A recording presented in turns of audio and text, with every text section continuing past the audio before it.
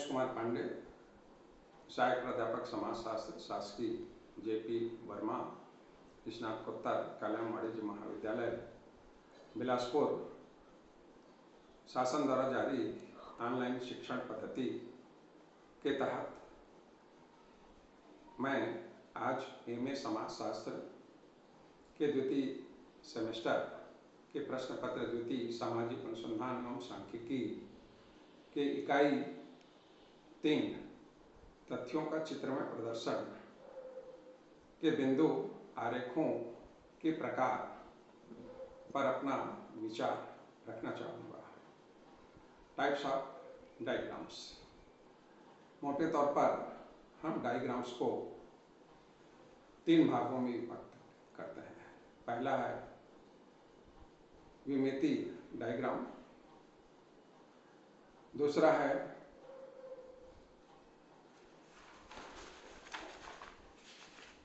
चित्रालेख और तीसरा है मानालेख। ये इस प्रकार यहाँ प्रस्तुत है।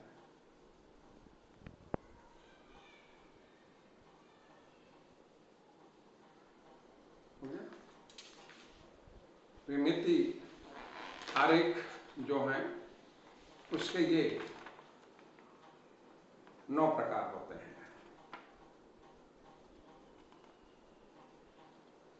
इसी विमिति आरेख में सबसे पहला जो आरेख है वो है रेखा आरेख या लाइन डायग्राम। रेखा आरेख या लाइन डायग्राम। रेखा आरेख का उपयोग हम यह एक विमिति डायग्राम है जिसमें हम सिर्फ एक ही विमा अर्थात ऊंचाई या लंबाई का प्रदर्शन करते हैं। जब हमारे पास जो फैक्ट्स हैं या जो आंकड़े हैं बहुत ज़्यादा मात्रा में होते हैं, सामान्यतः 10 से अधिक, तब हम रेखा चित्र या लाइन डायग्राम का उपयोग करते हैं।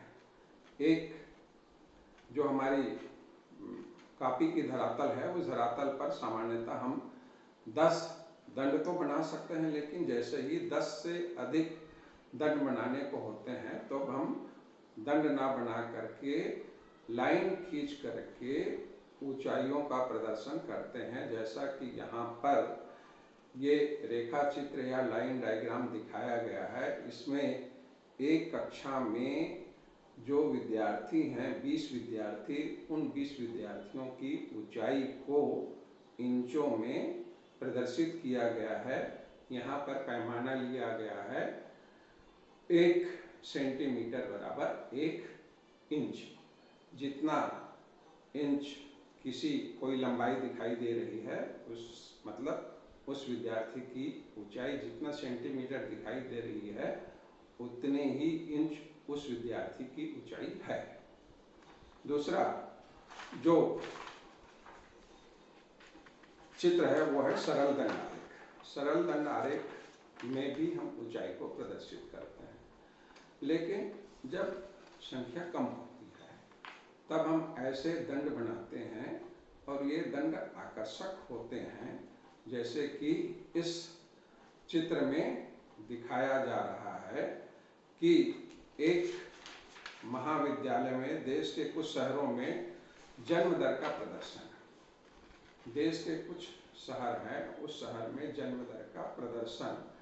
यहाँ पर पैमाना है 1 सेंटीमीटर बराबर 5। तो ये जन्म दर है कि जन्म दर कितना है, 5 है कि 10 है कि 15 है कि 20 है, क्या है, इसको इस चित्र के द्वारा दिखाया गया है। अगला है बहुगुण दंड आरेख। जब हमें बहुत सारे जो आंकड़े हैं उन आंकड़ों को एक साथ प्रदर्शित करना होता है तो अब हम बहुगुण दंड आरेख का उपयोग करते हैं। और बहुगुण दंड आरेख में हम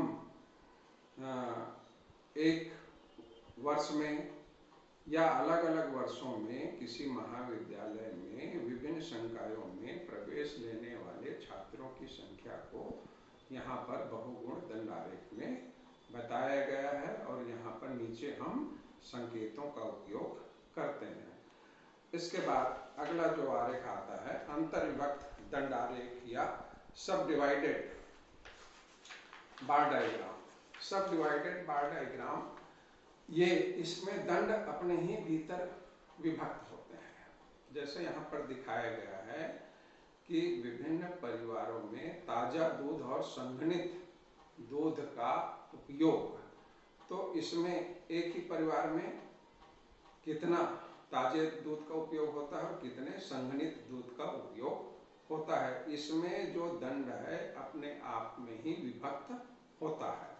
अगला जो दंड है वो है प्रतिशत अंतर विभक्त दंड आरेख। इस डायग्राम में या इस आरेख में दो परिवारों में जो मासिक खर्च है उस खर्च को प्रतिशत में, कि भोजन में कितना खर्च होता है, कपड़े में कितना खर्च होता है, आवास में कितना खर्च होता है, बिजली के बिल में कितना खर्च होता है, कि विभिन्न मदों में कितना खर्च होता है। एक जो 500 रुपये आय वर्ग का परिवार है और एक जो 800 रुपये आय वर्ग का परिवार है, उसमें तो इसको प्रतिशत में कितना प्रतिशत खर्च होता है, 25% होता है कि 50% होता है कि 75% कि 100% कि 20% कि 10%, इसको इसमें बताया गया है। अगला जो आरेख है वो है विचलन या डेविएशन बार डायग्राम, विचलन दंड आरेख। विचलन दंड आरेख में विचलन को बताया गया है कि एक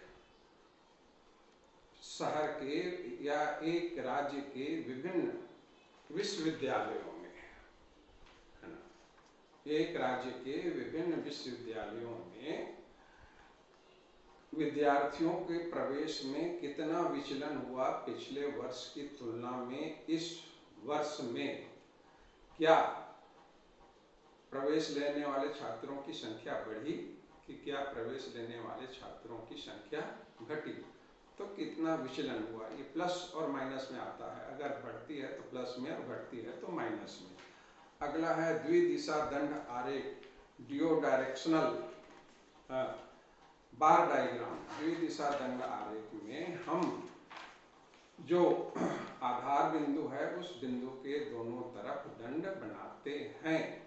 अब जैसे इसमें बताया गया है कि शुद्ध आय और कितना लागत है और उस आधार पर सकल आय कितना है, तो यहाँ पर जो आरेख है ये दोनों दिशा में बनता है।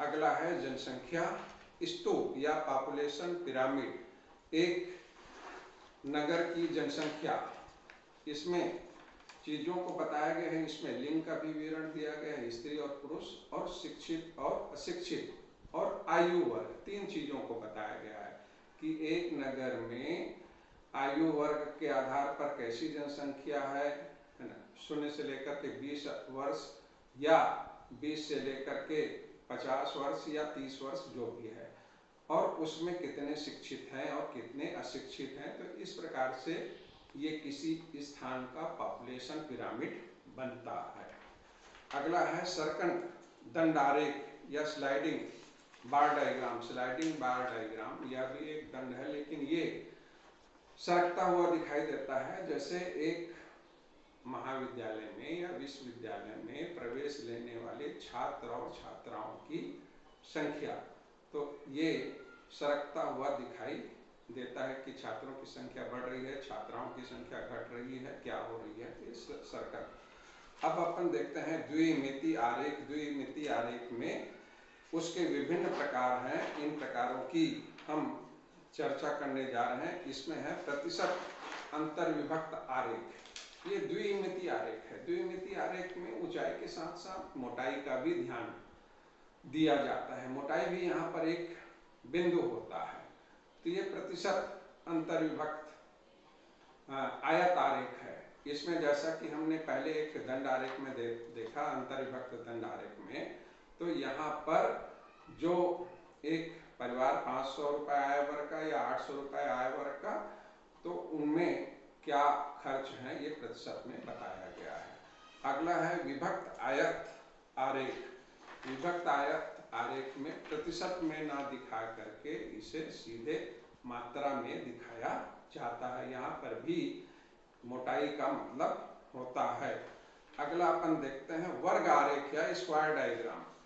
वर्ग आरेख में क्या होता है कि वर्गों के द्वारा जो तथ्य हैं उनका प्रदर्शन किया जाता है वर्गों के द्वारा। यहाँ पर इसको वर्गों के माध्यम से प्रदर्शित किया गया है। तो जब बड़ा वर्ग बन रहा है या उससे छोटा वर्ग बन रहा है और छोटा वर्ग बन रहा है और छोटा वर्ग बन रहा है, वो कम या अधिक की संख्या को पैमाने के आधार पर बताती है। अगला है वृत्त आरेख। वर्ग आरेख की तरह यह भी वृत्त आरेख, इसमें भी बड़ा वृत्त है कि छोटा वृत्त है कि और छोटा वृत्त है, तो ये पैमाने के आधार पर संख्या का बोध कराती है। इसके बाद अगला है कोणिक अथवा वृत्तखंड आरेख, या इसे हम एंगुलर आर सेक्टर डायग्राम कहते हैं। तो इसमें हम कोण के माध्यम से पैमाना लेते हैं कि एक बराबर कितना अंश, 3.6 अंश, या कुल मिलाकर के 100 बराबर 360 डिग्री का पैमाना होता है। तो एक बराबर कितना का होता है? एक बराबर 3.6 का होता है। तो यहाँ पर हम वैसे ही कोण बनाते हैं चांदे की सहायता से, और जो फैक्ट्स है उस फैक्ट्स को मात्रा के रूप में प्रदर्शित करते हैं। अब त्रिविमिति आरेख को देखते हैं। तो त्रिविमिति आरेख में घन, है ना, क्यूब्स या ब्लॉक्स या स्फीयर्स या सिलेंड्रिकल, ये हमें इसके द्वारा हम चीजों को प्रदर्शित करते हैं। त्रिविमिति आरेख में लंबाई, चौड़ाई और ऊंचाई या मोटाई तीनों का प्रदर्शन होता है। जैसे कि इस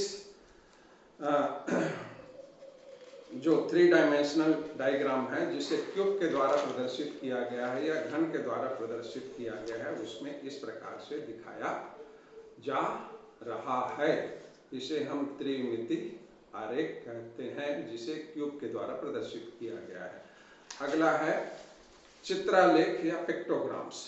पिक्टोग्राम्स या चित्रालेख दो प्रकार के होते हैं। पहला है आकार आधारित और दूसरा है परिमाण आधारित, नंबर के आधार पर, या तो शेप के आधार पर, शेप बेस्ड या नंबर बेस्ड, ये होते हैं। तो शेप बेस्ड जैसे हमने ये बनाए हैं शेप बेस्ड पिक्टोग्राम, ये इसको शेप दिया गया कि कहाँ पर कितने लोग रहते हैं। जैसे यहाँ पर चित्र में दिखाया गया कि भोपाल में कितनी आबादी रहती है, इंदौर में कितनी आबादी रहती है, ग्वालियर में कितनी आबादी रहती है, या जबलपुर में कितनी आबादी रहती है, या उज्जैन में कितनी आबादी रहती है। अब नंबर बेस्ड पिक्टोग्राम में हम यहाँ पर नंबर के द्वारा बताते हैं। जैसे इसमें एक पैमाना, नंबर का जो ये पैमाना, एक पैमाना बराबर 1000, तो ये नंबर बेस्ड पिक्टोग्राम्स है। ये हमें 1 बराबर 1000 का बोध कराता है। और जितनी संख्या लिखा है, मान लीजिए कहीं पर 5 चित्र दिखाई दे रहे हैं तो 5000 संख्या का यह बोध कराता है। इसके बाद हम देखते हैं मानारेख अथवा मानचित्र या कार्टोग्राम्स। तो ये 3 प्रकार के हैं, इसको अपन अलग अलग से देख सकते हैं। आधार मानचित्र, ये बिंदु प्रतीक मानचित्र, और अंतिम है छायित मानचित्र। तो ये आधार मानचित्र, जैसा कि आधार मानचित्र जिसे, जैसे कि हम इसमें रेल मार्ग को, सड़क मार्ग को दिखाते हैं, तो ये आधार मानचित्र को बताता है। दूसरा है बिंदु प्रतीक मानचित्र। इसमें हम किसी चीज का प्रदर्शन बिंदुओं के द्वारा करते हैं, ये बिंदु प्रतीक मानचित्र है। और अंतिम है छायित मानचित्र। जैसे हम भारतवर्ष के विभिन्न भागों में वर्षा कैसी होती है, इस वर्षा का प्रदर्शन इस छायित मानचित्र के द्वारा कि कहाँ पर कम बारिश होती है या कहाँ पर अधिक बारिश होती है, इसके द्वारा करते हैं। तो ये विभिन्न प्रकार के जो आरेख हैं या चित्र हैं, इसके द्वारा हम चीज़ों को अलग अलग ढंग से प्रदर्शित करते हैं। ये प्रदर्शन का एक तरीका है।